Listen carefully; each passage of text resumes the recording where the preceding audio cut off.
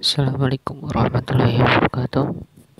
Kami dari kelompok 5 akan menjelaskan tentang manajemen portofolio yang beranggota Larissa Dewani Putri, Menti Kumala Oktisari, dan Muhammad Imran Fahrudin.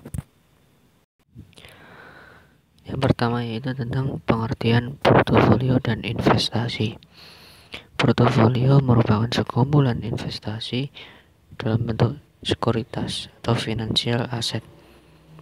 Investasi sekuritas merupakan selembar kertas yang menunjukkan hak pemodal yang memiliki kertas tersebut untuk memperoleh bagian dari kekayaan organisasi yang menerbitkan sekuritas tersebut dan berbagai kondisi yang memungkinkan pemodal tersebut menjalankan haknya. Dalam teori portofolio menunjukkan bahwa apabila pemodal melakukan diversifikasi dengan baik, maka akan ada bagian risiko yang dapat dihilangkan dengan diversifikasi. Adapun dua cara investor mencapai portofolio yang efisien. Yang pertama, bersedia menerima risiko minimum akan mendapatkan penghasilan tertentu. Yang kedua, bersedia menerima risiko tertentu akan mendapatkan penghasilan maksimum. Selanjutnya yaitu tentang langkah-langkah kegiatan portofolio. Yang pertama, meminimalisir risiko menurut John Dickinson. Yang pertama, placement analysis. Placement analysis adalah penempatan produk atau jasa atau brand ataupun merek yang dilakukan melalui program media tertentu bertujuan untuk meningkatkan visibilitas. Yang kedua, portfolio construction atau konstruksi portofolio, yaitu proses pemilihan sekuritas secara optimal dengan mengambil risiko seminimal mungkin untuk mencapai hasil yang maksimal. Yang ketiga, portfolio selection, yaitu menyangkut identifikasi sekuritas-sekuritas mana yang akan dipilih dan beberapa proporsi dana yang akan ditanamkan pada masing-masing sekuritas tersebut. Diversifikasi atau pemilihan banyak sekuritas dimaksudkan untuk mengurangi risiko.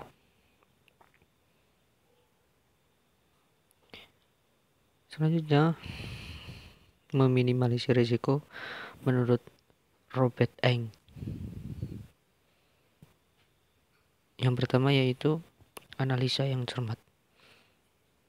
Melalui analisa yang cermat, yang dipilih instrumen investasi yang diinginkan. Yang kedua, melakukan pembobotan. Melakukan pembobotan masing-masing instrumen investasi terhadap nilai portofolio secara keseluruhan. Yang ketiga, melakukan horizon investasi. Yang keempat, masing-masing instrumen investasi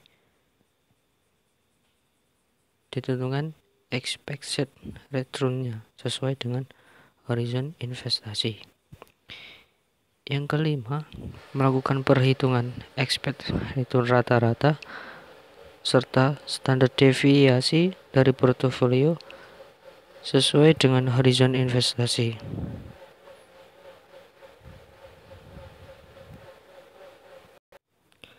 Poin selanjutnya yaitu tentang risiko investasi. Yang pertama, risiko tidak sistematik atau unsystematic risk, yaitu risiko yang dapat dihilangkan atau diperkecil melalui diversifikasi. Yang kedua, risiko sistematik atau Systematic risk. Risiko yaitu risiko yang tidak dapat dihilangkan atau tidak dapat dihindari melalui diversifikasi. Selanjutnya, cara mengurangi risiko di dalam investasi. Di sini terdapat 3 poin. Yang pertama yaitu korelasi positif, yaitu usulan dari investasi yang dirasa memberikan risiko yang lebih besar harus memberi keuntungan yang lebih besar dari investor yang mau mengambilnya. Yang kedua, korelasi negatif. Usulan investasi yang dirasa memberi risiko yang lebih besar tetapi keuntungan yang lebih kecil. Yang ketiga, tidak ada korelasi, yaitu usulan investasi yang tidak ada hubungannya antara kedua korelasi tersebut yang memberikan risiko dengan yang memberi keuntungan. Selanjutnya yaitu jenis sekuritas diperdagangkan. Yang pertama, obligasi. Obligasi adalah surat tanda hutang jangka panjang yang diterbitkan oleh perusahaan atau pemerintah. Oleh karena itu, pemerintah atau emiten obligasi akan memberi kompensasi bagi investor pemegang obligasi berupa kupon yang dibayarkan secara periodik terhadap investor. Yang kedua adalah saham. Saham adalah surat tanda memiliki perusahaan yang mengeluarkan saham tersebut. Dengan demikian, apabila seorang investor membeli saham, maka ia pun menjadi pemilik dan disebut pemegang saham perusahaan. Yang ketiga, instrumen keuangan jangka pendek, yaitu suatu tabungan berjangka, biasanya jangka pendek, yang biasanya paling lama 1 tahun. Contohnya seperti deposito jangka pendek. Pemegang deposito mendapatkan bunga dari yang mengeluarkan deposito dan pokok depositonya pada saat jatuh tempo. Selanjutnya yaitu pelaku transaksi di pasar modal. Yang pertama, pemodal. Pemodal adalah mereka yang mempunyai modal melakukan pembelian dan penjualan sekuritas.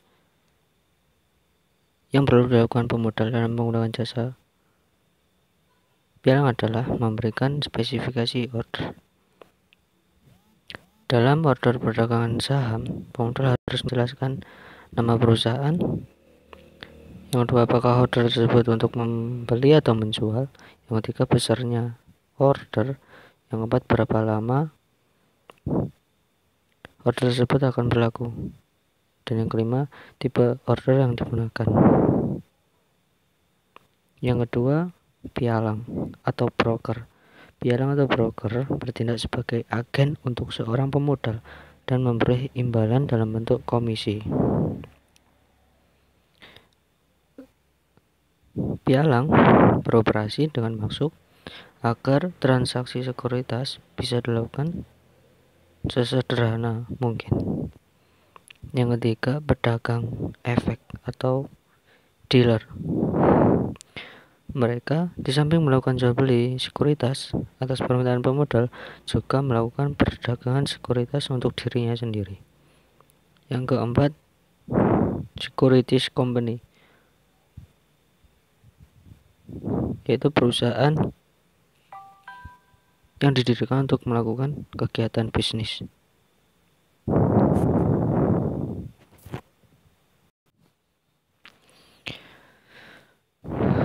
Demikian penjelasan dari saya, Muhammad Imran Farudin. Kurang lebihnya mohon maaf dan terima kasih. Wassalamualaikum warahmatullahi wabarakatuh.